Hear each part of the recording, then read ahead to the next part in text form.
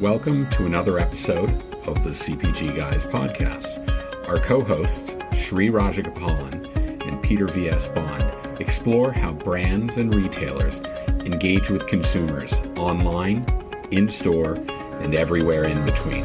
And now, here are Sri and Peter.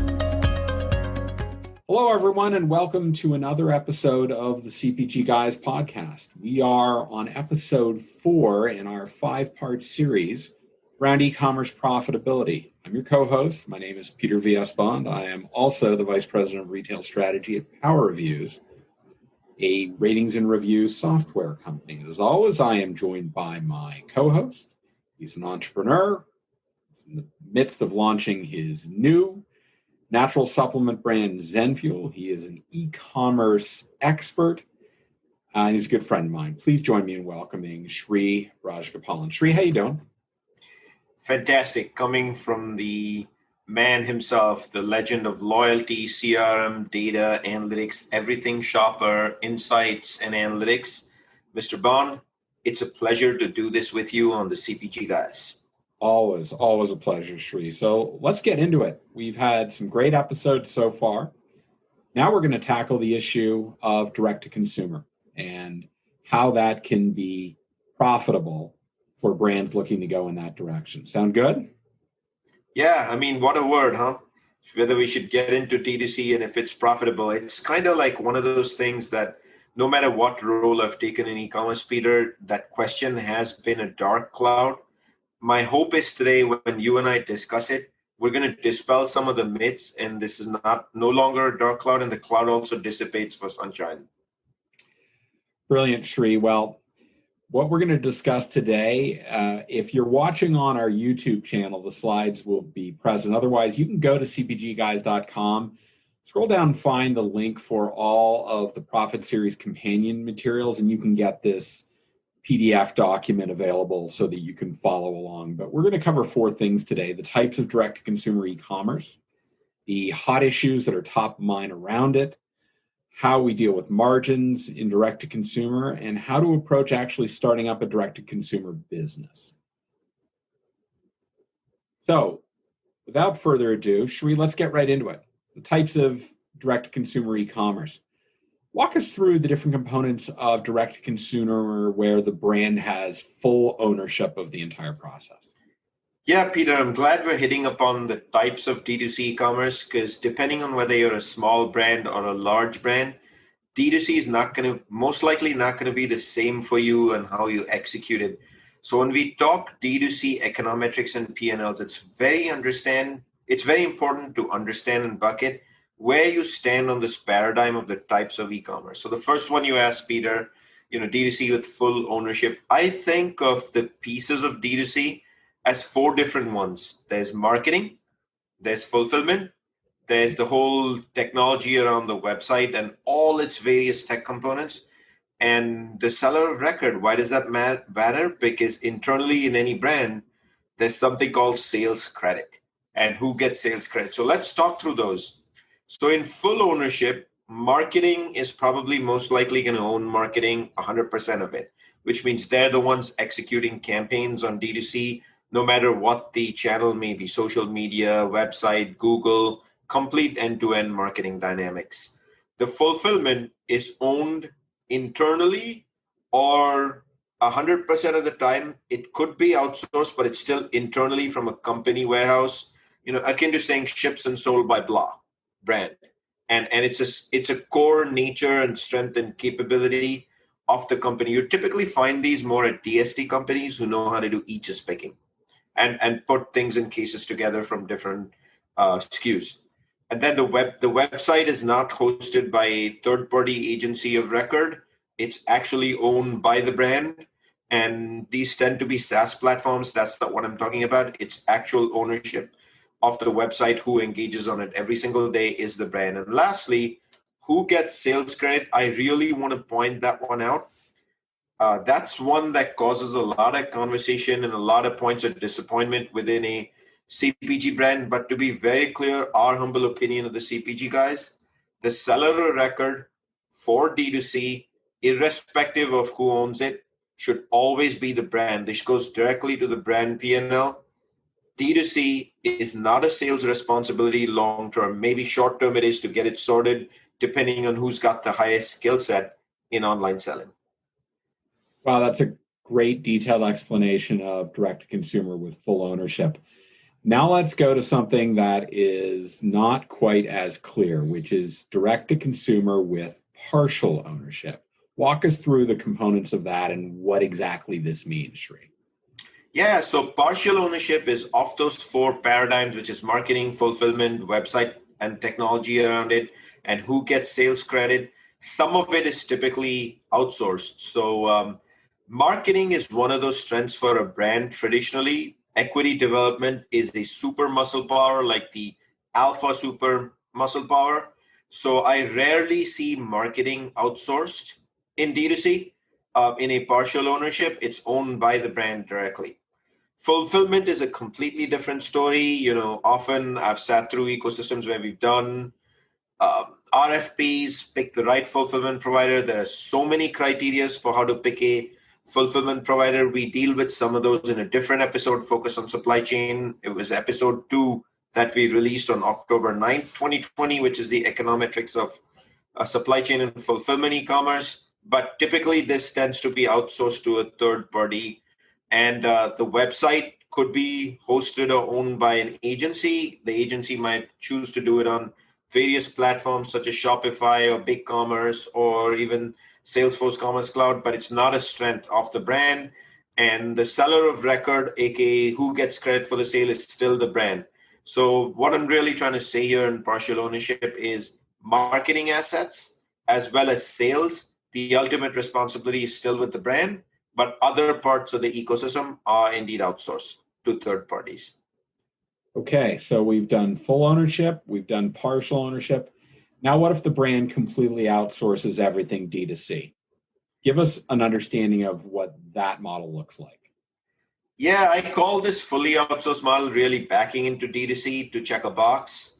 I don't even think of it as D2C, but I see a lot of this happening where a brand will pick a end-to-end services provider who can manage your website, can totally take credit for the sale, and also has a ecosystem of supply chain and fulfillment, including even marketing. In reality, what you're really doing here is you are working with a third party that you can treat as a retail customer of yours, and they become a 1P provider who's buying product in bulk from you, something odds are you're very familiar how to engage and do because you're doing it with Amazon and Walmart.com, etc.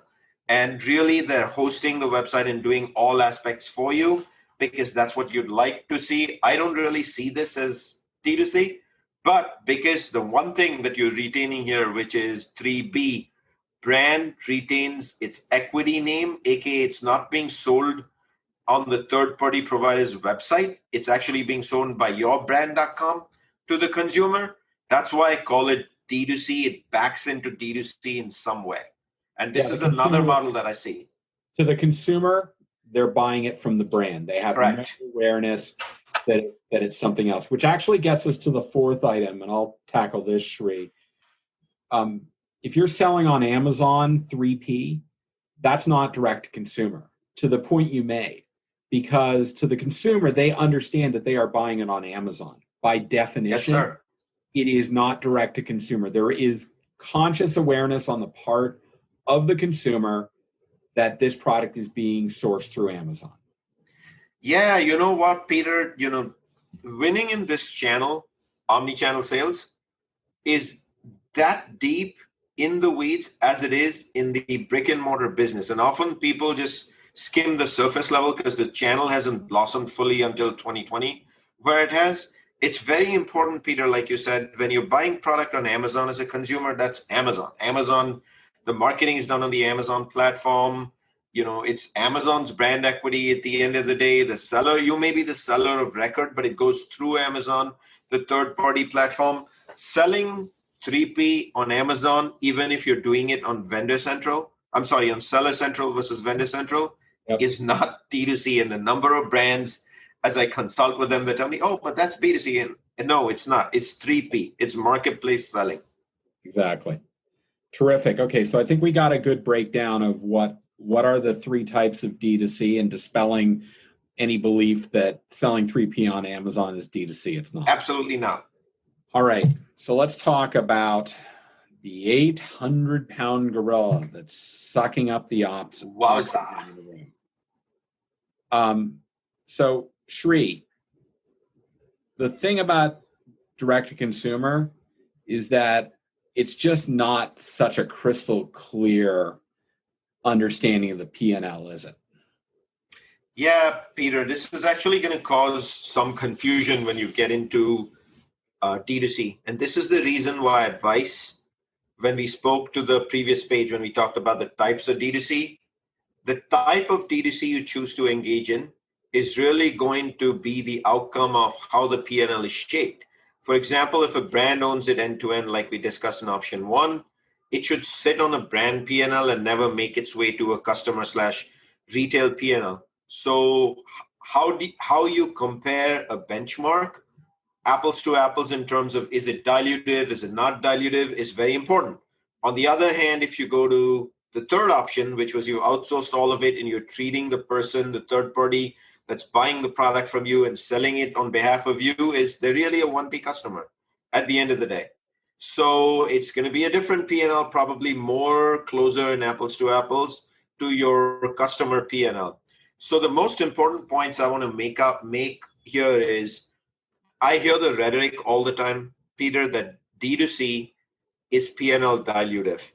And so I want to make sure we hit that up. Number one, D2C is the business of retail because you're trying to go the word is direct to consumer. Yep. So because it's the business of going direct to consumer, by pure nature of that, you have now become a retailer. And if you thought about what you do on the brick and mortar side, there are costs that the retailer incurs to be able to merchandise, aka website hosting in this case, and then fulfilling to the consumer, which is the store, which actually requires a capital investment. And this is no different. It's the fulfillment costs. So the moment you understand that you're getting into the business of retail, of course, it's going to be a different P&L. But Peter, the question people should be asking is, how many points of dilution does D2C really cause? Yeah, that's not like dilation in my eyes. This is dilution. This is dilution, exactly. And I've seen P&L models, Peter, where trade rates are so high in its current distribution models of in-store.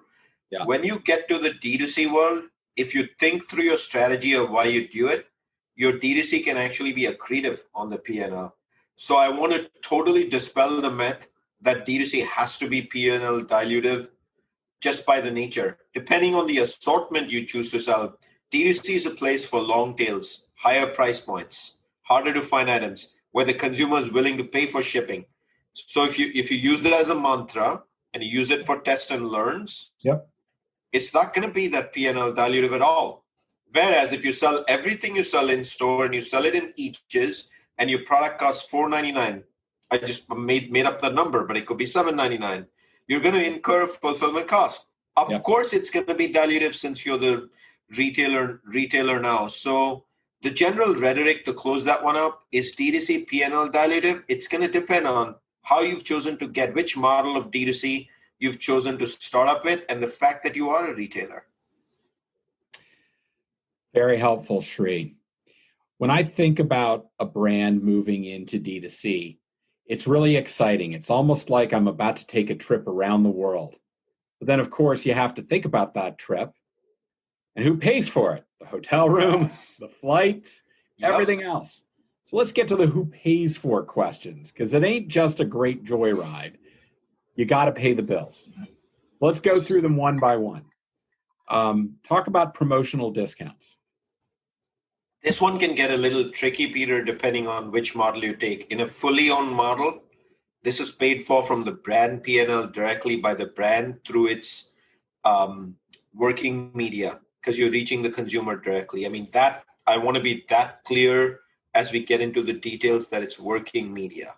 The second one, where you partially outsource it, since you're holding onto the marketing elements, we're back to working media. On the third one, where it's really a 1P customer that's doing D2C for you, Right. it's trade. It's trade. It's Ah, the points or co-op discounts you give the retail customer for buying the product in bulk from you. all right. Let's tackle Google search engine marketing. This is going to be very similar to the first one, which is this is all about marketing. It's working media. In the first two models, it's going to be straight from the working media line item in your marketing mix.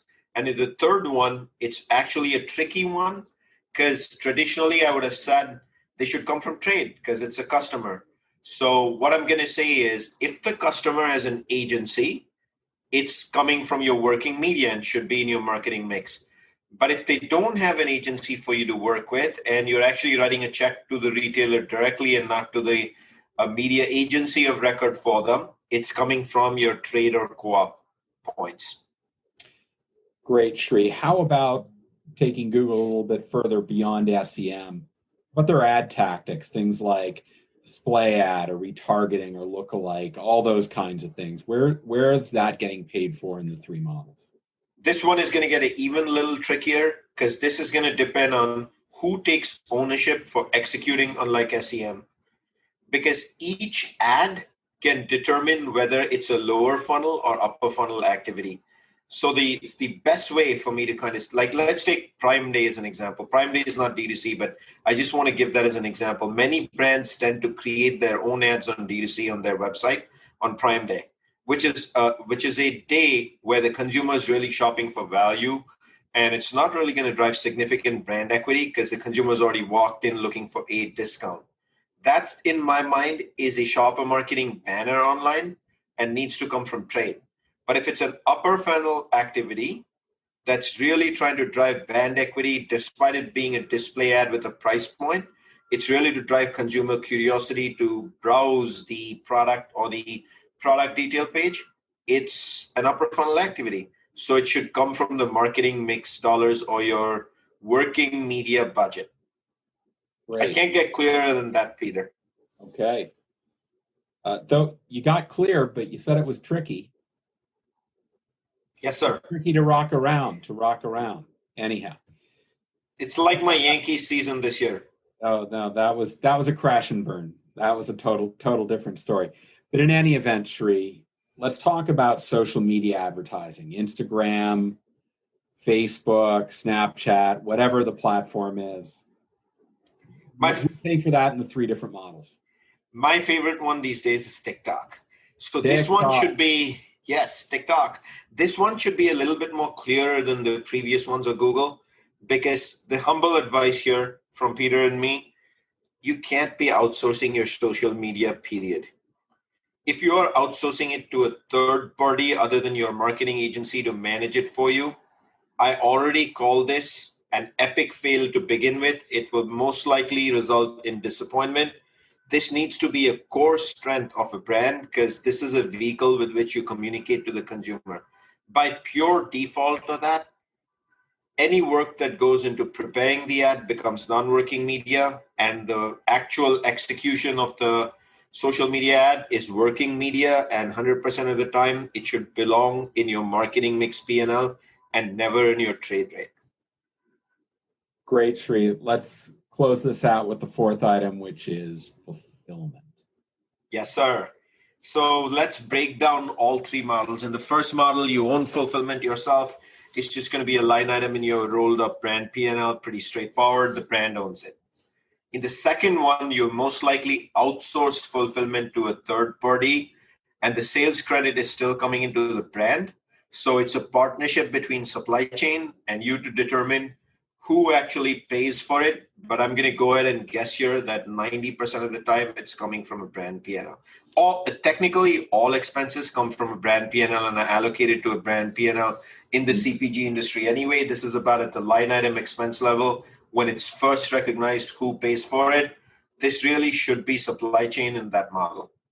And in the third model, where you have outsourced it to a 1P like customer, it's really the 1P customer paying for it. It should be built into your trade rate automatically, and under no circumstance in that model Should you be paying for fulfillment, one unit or one sale at a time? It should be a negotiated rate. Okay, great, Sri. All right, let's move on. Let's talk a little bit about national allocations in and out of TV, print, radio, and other types of traditional media. Peter, this is a very controversial topic in the industry because most e-commerce leaders do not like an allocation on their P&L coming in from TV, print, radio, and other forms of media being executed by brands because they think of it as offline for some strange reason as offline advertising. To me, media is media is media. Every form of media drives some sort of halo impact. When a consumer sees an ad on TV, it's not that they're not going to Amazon and buying product or browsing. They are. So I see this as a two-way street, and I want to kind of help resolve this controversy. E-commerce leaders, you have to allow an allocation of offline, the so-called offline media into your P&L, even if it's dilution. It's okay, because if you have an expectation that media you run on D2C or Amazon or anything else is being allocated back to the brand and they need to pay for it through the marketing mix, it should be the same rule from a D2C P&L. Your D2C effort that drives to your brand is an allocation out to other P&Ls because it's driving a halo, and there's some halo coming back from national campaigns. No debate. Okay. And lastly, Sri, I think I know the answer, but who should be paying for content and ownership? To me, this is like social media ads. Yeah. If you let go of your content and ownership of content, the brand equity story and the storytelling you're trying to do is already dead. Please don't let go of your brand content. And by pure nature of that, we've used the brand word several times in this sentence already in this question. I think it's pretty clear, Peter, who should pay and who should own it. It's the brand. Yeah, agreed. Okay. How can brands help make D2C more profitable? Let's go through some of these things. You want to run us through your thoughts on this? Yeah, let's just run through the gamut here, Peter, because there's some detail here in each one of these, which is if you want to make D2C more profitable, which kind of goes back to the rhetoric of D2C's unprofitable or is profit dilutive, etc. There are things you can do like tomorrow morning to improve that profit in the first place, no matter what channel you take. The number one rule I personally follow in D2C is I always experiment before doing so. Because no matter what, unless you're a digital native and that's how you started the ecosystem with D2C, it's in your DNA and it's the core function of how the consumer sees you. I'm not going to make any such humble recommendation that you change that methodology because you have subscriptions and that's how they engage. But for other brands, please experiment before you do so, which is be conscious about which of the platforms you're choosing from page 2 that we discussed, the types of D2C e-commerce, and use it as a mechanism to perhaps test a handful of SKUs before you decide to take hundreds of SKUs and decide to go into D2C. Great. That experimentation, Peter, will allow you to know, does it make sense? What does it cost? And is it profitable or not? Yep. You think it's straightforward, wouldn't you, Peter? One would think. How about assortment, Sri? Yeah, this is a very good one, Peter, because I know way too many brands that are not being very conscious about what they're selling online. D2C they think of it as a channel of sales, and no different than their offline model of in-store, or now they think of the omni-channel ecosystem as retailer.com, including the Amazons and the Walmarts and the CVS's.coms. So really, this conversation is for those brands. If you're selling every SKU that you make, and you have 10,000 distribution points or whatever it is in a scale world and you put it online, it's probably a bad idea because you're going to have conversations on the price value of the brand. And I'm personally going to be intrigued, and Peter's going to be intrigued as well, why you're trying to sell it by yourself, because you built an ecosystem to work with your retail partner to do it for you. So the number one advice we can give to any CPG brand on the assortment is when you get into D2C, you absolutely should not be selling everything you have in distribution today online on your own website. You need to be very selective about what you're selling online, why you want to sell it online, which leads to the next point, which is price points. Yeah, before we jump to that, Sri, I just want to say what you said about finding the right assortment, that's going to be a bit of a challenge for someone who's on the brand side, who's literally trying to keep every single SKU alive and justified for existence. So their natural inclination is going to be, I want everything there. And if you're going to succeed at this, you've got to help manage expectations and help explain to them why the right assortment, not the entire assortment, is the way to go. Why don't we hit that up head on, Peter, and try to see if we can help right now. So traditionally, if you want to get started in this D2C journey, depending on the category you're in business in, when you have MOQs, etc., that don't sell through, there are returns from retailers. Why don't you start by experimenting with this site, your own site, as a liquidation opportunity for instead of destroying inventory? That's a great way to actually get started, test, see if you have the strength and the willpower to D2C. And I'm not asking you to do it irresponsibly. You need to involve your sales leaders in making sure that when you create a liquidation vehicle on D2C, they very much understand what the ecosystem is and how it's going to get done, et cetera, and how much you'll price discount and things of that nature, so you don't cause a breakage in your retail harmony. Another area to probably experiment and try to get started here is long tails.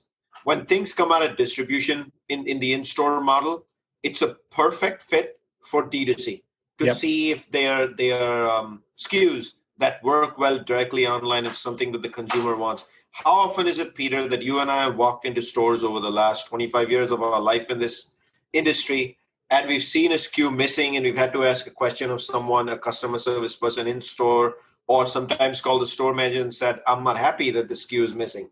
This is a perfect fit to get started. And when you do it this way, again, you test the strength of, can you be in this business of supply chain? Can you be in this business of one-on-one engagement with the consumer? So those are two great ways to just get started and warmed up on D2C, coming back to assortment. All it takes is a quick look at one of your stops on your career, Frito-Lay. They've recently got into D2C e-commerce, and you don't see them listing literally every SKU. My goodness, there are just thousands of SKUs in the Frito-Lay assortment. They focused in on, very deliberately, some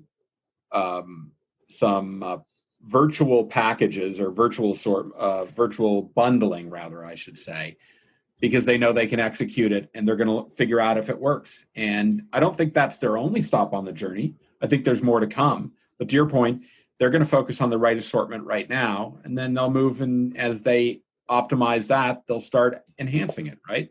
Absolutely, Peter, because Frito has over 100,000 distribution points in North America. It's kind of silly to take and disrupt those 100,000 distribution points. But those who are looking for party packs, snack packs, stocking your pantry with snack packs, this should be a no-brainer, right? And that's what that's at the heart of assortment, answering the question why somebody would buy online. And too often I see, let's just put everything we sell and see what happens. Bad idea. As long as I can get my Quaker Quisp cereal, that's all that matters to me, Shri. That is my... Hey, Quaker, all right, let's talk about price points. Let's talk price points, Shri. This is important, right? Yeah, but another one that I'd call a no-brainer. We just talked about Frito-Lay chips. 10 ounce, 10 and a half ounce, whatever it is these days, 8.5 ounce Lay's bag of chips, the take-home large pack with multiple servings, $3.99 price points, $2.99 depending on the deal and where you shop the product. If you're going to sell that as a single pack online, your fulfillment cost is probably going to exceed the price of the product. And I don't need to tell you that that's a bad idea. So price points matter. The industry concurrence on this is you need to hit a price point, depending on the weight volume ratio of your product, of no less than $15 for an item transaction for D2C to make sense. Again, why? Because it's the business of retail. I'm going to keep repeating that word, the business of retail, because every retailer, even the brick and mortar ones who are industrial and amazing, incur cost and expenses to distribute product. So be wise about which price point you choose, which goes back to assortment. You take the lowest price point, of course, it's going to be profit dilutive.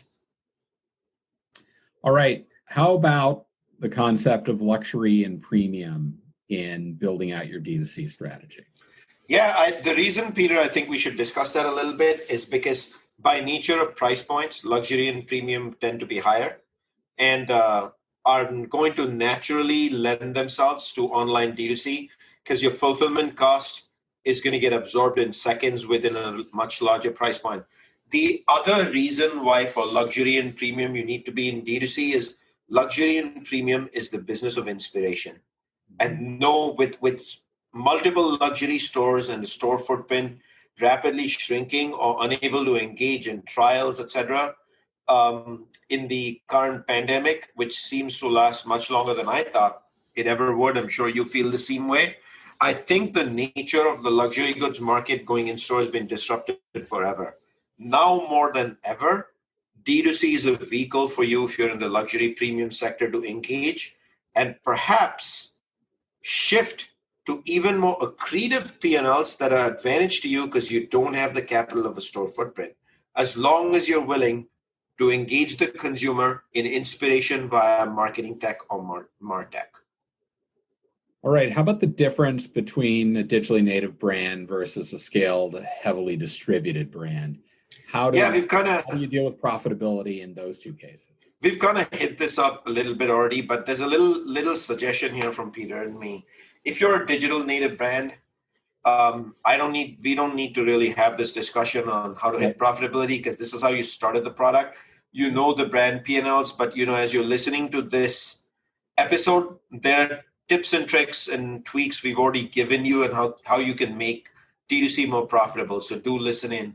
I've often even found, Peter, even a digital native brand, knowing and understanding that there are charges for your 3PL provider to even in inbound receiving and storage of pallets, they can be optimization and savings that you can create. But we're going to get to in 1 second. But for a heavily distributed brand, number one, if you're going to give it to your customer teams, your Amazon team, etc., to run D2C, your e-commerce P&L, it's already probably going to look like a dilutive P&L purely because you're comparing it to big retailers like Amazon and Walmart, which doesn't make sense. Okay. It needs to sit within the D2C needs to sit within the brand because D2C is the business of inspiration and innovation. Right. And for a heavily distributed brand, that's the best way to manage the P&L versus giving it to a customer team. If you have done that, and what can you do to make D2C more profitable? You go back and look at A, B, C, and D on this slide that we just talked through and try to keep optimizing every one of those. Am I selling the right assortment? Why am I doing D2C in the first place? What are the price points to reach the assortment? Peter referred to virtual bundles a couple of times. And if you're luxury, this is going to lend its business model to you. So it should be an automatic versus mass. Shri, a lot of brands are going to falter on their supply chain. That's where the profitability strategy is going to fall apart. How do you recommend brands to choose the right supply chain ecosystem for their D2C strategy? Yeah, so this is a very important one, Peter. I'm going to remind users to go back to episode 2 because we've got into the weeds of this. The only piece of advice I'm going to give folks here or humble learnings that I can pass on here is in 2020, I've embarked on a journey myself to get into the weeds of D2C supply chain as I've had to for Zenfuel. And I've learned there are hidden expenses, costs, investment, all the way from receiving, storing, unpacking, pick packing, in-bay costs for pick packing, how the box is made, how the box is put together, inserts, all the way to distribution, including costs of couriers, which includes USPS and FedEx and If you're in the D2C ecosystem, even if you're doing it as a test and learn, you need to know every single one of these costs thoroughly. And the best way for you to do this is engage your procurement, please. That's your vehicle on how to make this part of the system more financially friendly for you. Engage your procurement on day one. Shri, both Amazon and Walmart have now conditioned the consumer, despite the fact they're paying annual subscription fees for Prime and for Walmart Plus, they've conditioned them to think of shipping as free. It's included in the price of the product. So the question is, as a D2C brand, is it a fait accompli? Do you basically have to build the pricing in for shipping? Pardon me. Do you have to build the shipping cost into the price of the product, or is there an opportunity for you to charge for shipping in this e-commerce world that is being dominated by the two major players and their go-to-market strategy? So time after time, year over year, we see the same surveys with the same results, which come out as what is the number one thing when someone goes online and they plan to buy a product? They want free shipping. And the number or the percent is north of 75-80% of shoppers say that. So if you're not offering free shipping, aka it's built into the price of the product and it's not even discussed as a cost, the odds of moving from upper funnel to lower funnel when you bought them onto your website are going to go up significantly from a conversion and click-through rate perspective. Yeah. So I feel free shipping is non-negotiable. Yeah. Now, how you choose to kind of invoke that and offer what you offer does matter. For example, I feel perfectly comfortable saying most categories, 5 days ground shipping is perfectly fine. And if it's an immediacy need category, I'm going to give a very strong recommendation. Don't get into D2C, as in you need to fulfill within 2 hours. There are retailers, we had one earlier this month. Drizzly is one of them. Instantly, they can supply what you want, beverages, within a couple of hours. Amazon's excellent at doing it already. Walmart is mastered the art of doing it and offering click and collect. So 5-day ground shipping, I see it as fully acceptable. But in immediacy need category, very difficult to do. Don't get into it is my humble suggestion. But otherwise, if it's not an immediacy need category, 5-day free ground shipping, non-negotiable. Okay. Let's talk about other components of the D2C experience that brands need to think about from a capital or expense perspective. And let's first talk about the actual e-commerce platform. So we're talking about things like Magento, Shopify Plus, Salesforce Commerce Cloud. All of those, I should note, and I mention them for transparency's sake, are partners of Power Reviews. But how should brands think about that from a capital or expense perspective? Yeah, so when you first want to launch D2C, again, you're going to hear the word in the industry, I got to get into D2C, and you're going to be tempted to want to sell everything you sell in 100,000 distribution points or how many ever you have online. Peter and I have already kind of put it out there. This needs to be very conscientious what you choose to sell online. There is absolutely no reason why when you're doing testing, learning, experimentation, that you really need to go and pull the trigger on a very expensive capital or expense ecosystem and go with a very large SaaS provider, because there are a lot of costs built into it, including hidden IT costs. No offense to anybody in IT, you should be recommending to your commercial partners. Shopify is a great way to start. It has more than the minimum bells and whistles needed to get started. The business of D2C is primarily a marketing and storytelling one-on-one relationship with the consumer. Tech comes second. It's an enabler for that storytelling and relationship. It should not be the other way. So my humble plea or my humble suggestion, start with platforms that don't have incredible costs of capital. And then as you scale and you realize you need more capabilities, instead of bolting on 30 other apps, which the smaller ones tends to do, jump to the big platforms that are full service providers. Yep, I agree. How about in terms of capital versus expense on the supply chain component? We've talked about the profitability, right, ecosystem is, but how about expending capital on supply chain? I want to remind our viewers that I live in New York City, so you can listen to the lovely ambulances and NYPD in the background here, aka emergency vehicles. But what a timing for the emergency vehicle to flare off then when we said supply chain is a capital expense, because this is another one. Yeah, this is another one, Peter, from an alert standpoint, stands out as what am I supposed to do next, and confuses CEOs and commercial leaders. But this is not that hard. when you get into D2C, we've said it's the business of retail. So by pure nature of what it is, you're building on a new strength and capability.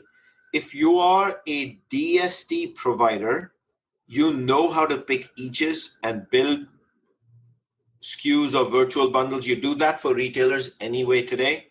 I feel very strongly that when you get into the business of D2C from a supply chain perspective, you can and indeed have ownership of your supply chain for D2C. And by nature of that, I see that as a capital investment. Whereas if you're a non-DST warehouse provider whose primary strength in supply chain is case pack distribution to retail warehouses, I strongly encourage you, for the purpose of test and learn D2C, for it to be an expense. Find a 3PL provider that is best in class and you have vetted. Earlier we talked about bringing your procurement team on board for optimizing costs. It should be an expense. It should not be a major capital investment that you do. Okay. And finally, Sri, how about the actual team that's going to be executing the D2C plan and where they're located? How should they be thinking about that from a capital versus an expense perspective? Yeah, this is a pre-post pandemic answer. In 2020, where you're located has made no difference and is causing all of us to rethink how the future of work location is going to be in the first place. However, what I want to put out there is the D2C teams, irrespective of the method of distribution of D2C, other than the third format, which is you fully outsourced it, must be located. There's a strong word, Peter, must, co-located with the brand teams. Because this D2C is the business of every hour, every second retailing. And just like a store, you need to know your brand equity vehicles. There's going to be customer service. There's going to be FAQs that you constantly update. Consumers are going to ask questions that only brands can answer, ingredients perhaps. You need to be co-located, period, with your marketing teams, which makes it an expense on your SG&A, selling, general administration line item, or salaries, wages and salaries on your P&L. But when you're looking to outsource this to a third party, and really it's the only thing that's retained is your brand equity via the website name, this is 100% an expense, because there is no team. The third party is your team. Yep. And if there's some minor costs of T&E, et cetera, to go visit the third party, it goes into the T&E line. But I don't see how there would be any expense. The key word here is, Peter, when you create the team, I don't see this as a capital expense period, capital period. This is an expense on the P&L year over year. Okay. We've talked about how to do D2C right. But at the end of the day, it's not necessarily the right option for every brand. Why don't we talk about reasons why you shouldn't? These are reasons why you shouldn't be saying, I need to do D2C right now. Just for the image sake. Why don't you talk about that perspective?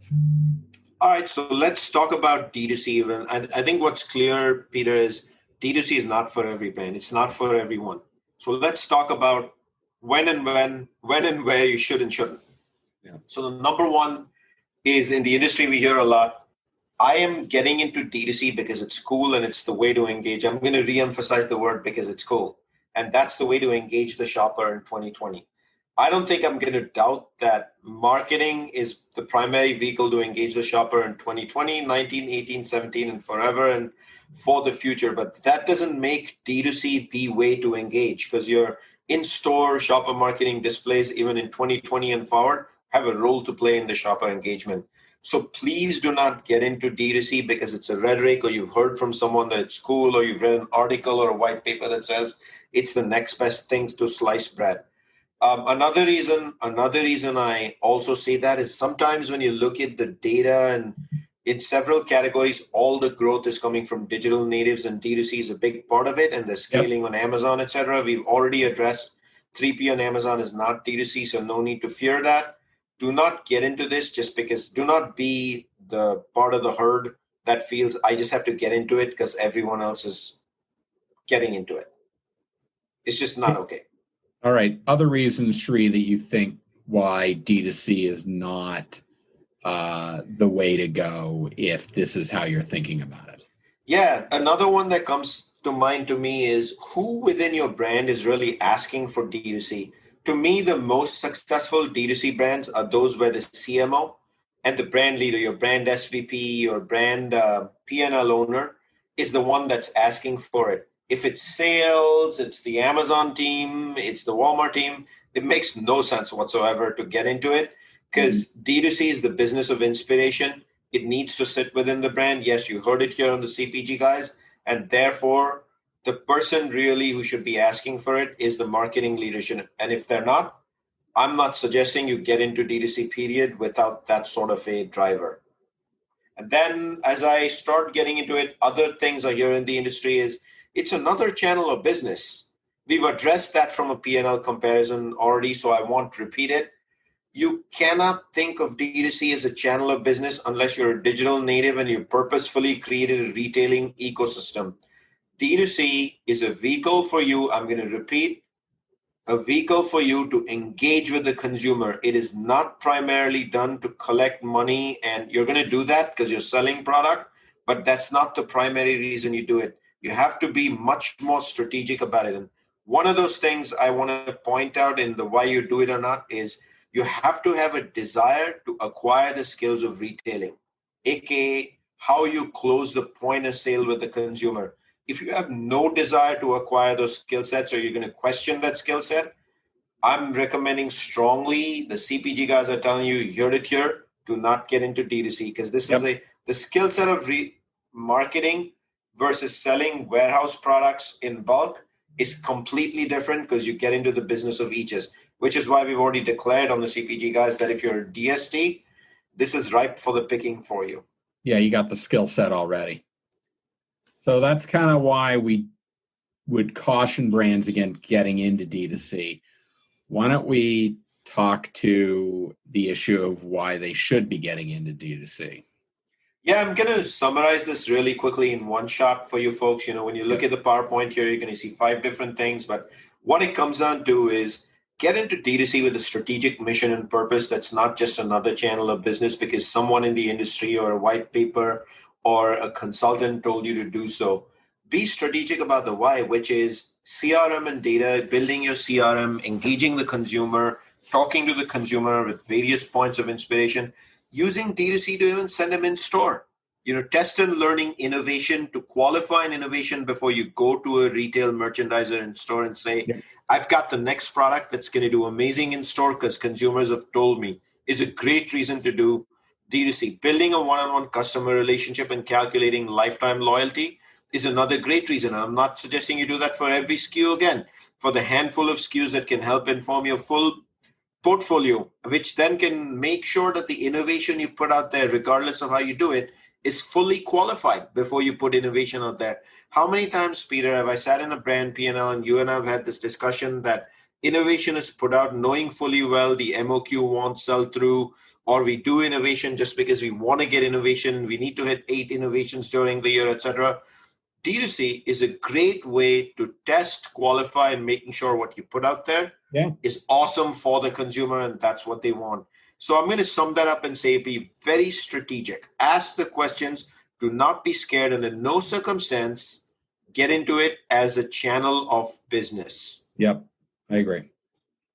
All right, Sri. Well, this was terrific. I think we've given our audience the ins and outs of D2C from an econometric perspective. We touched on why they should, why they shouldn't, how they should think about all the cost implications. This was a very informative episode. Thank you for walking us through this, Sri. Thank you, Peter. And for all the listeners, what I'll put out there, Peter, is if you want to discuss this some more, you have another question for us, engage with us directly on the CPG Guys LinkedIn channel, and we'd be more than happy to answer it to the best of our ability. Yeah, thanks everyone for joining us today. And as always, you can find all of our content on cpgguys.com. If you're listening to this, the companion materials, the slides that we add on the YouTube channel will be available as one of the options on cpgguys.com. And if you love what you're hearing today, as always, please go to the Apple Podcast platform. You can reach it by going to tinyurl.com/AppleCPG podcast. Leave us a rating and even write us a review. We want to know what you think about this. This entire series was as a result of us soliciting feedback from our audience as to what they wanted to hear. And we want to keep doing that. We want to be responsive to what our audience wants to learn about this discipline, this faculty that Shri and I are so passionate about. So thank you very much. And we look forward to you joining us for the last part of this 5-part series in e-commerce profitability. We'll get that to you next week. Thanks. Thank you, Peter, as always.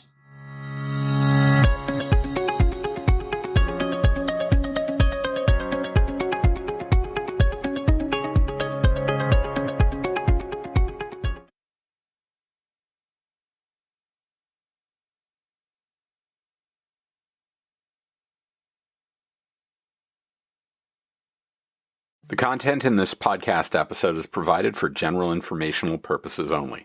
By listening to our episode, you understand that no information contained in this episode should be construed as advice from CPGGUYS LLC or the individual author, hosts, or guests, nor is it intended to be a substitute for research on any subject matter. Reference to any specific product or entity does not constitute an endorsement or recommendation by CPGGUYS LLC. The views expressed by guests are their own, and their appearance on the program does not imply an endorsement of them or any entity they represent. The views expressed by CPGGUYS LLC do not represent the views of their employers or the entity they represent. CPGGUYS LLC expressly disclaims any and all liability or responsibility for any direct, indirect, incidental, special, consequential, or other damages arising out of any individual's use of, reference to, or inability to use this podcast or the information we present in this podcast.